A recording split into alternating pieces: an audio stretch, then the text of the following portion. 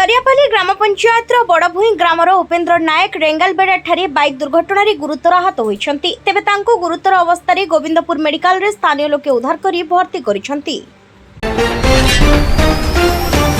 संवाद साहित्य घर पक्षरु केशाई बाहाल ठारे दयानंद शतपथी जयंती एवं वृक्षरोपण कार्यक्रम अनुष्ठित हो जाइछि। एथिरे मुख्य वक्ता भाବରେ पंडित अलेख कुमार पति जोगदे दयानंद शतपथी शिक्षकता जीवन दलितों पाई उद्दिष्ट थिला बोली कहिथिले।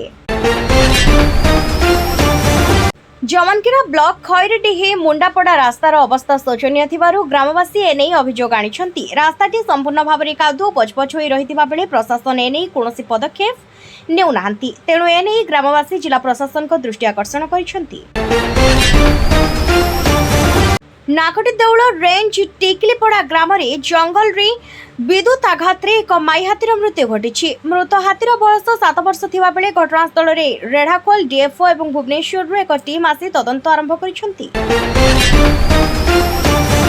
हीराकुद हिंडालको कम्युनिटी सेंटर रे जिलास्तरीय कैरम प्रतियोगिता 2025 उद्यापित हो जाइछि। एथिरे बरगढ़, सुंदरगढ़ और झारसुगुड़ा जिलू खेलाड़ी माने अंशग्रहण करुवा बेले झारसुगुड़ा ब्रजराज नगर दीपक और बिकी डबल्स रे चैंपियन होइछन्ति।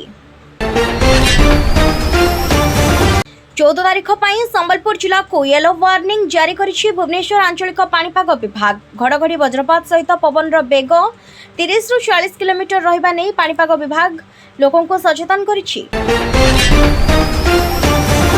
ओडिशा सांस्कृतिक समाज भवन ठारे दयानंद शतपथी जयंती अनुष्ठित हो जाइछि। एथिरे मुख्य अतिथि भाବରେ विधायक प्रसन्न आचार्य, प्राध्यापक टेकचांद द्वान प्रमुख उपस्थित थिले।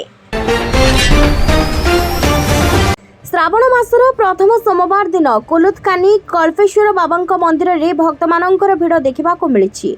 सकाळु भक्त माने लंबा लाइन रे लागी बाबा को जलाभिषेक करी कल्पेश्वर बाबा को दर्शन करिसेंति।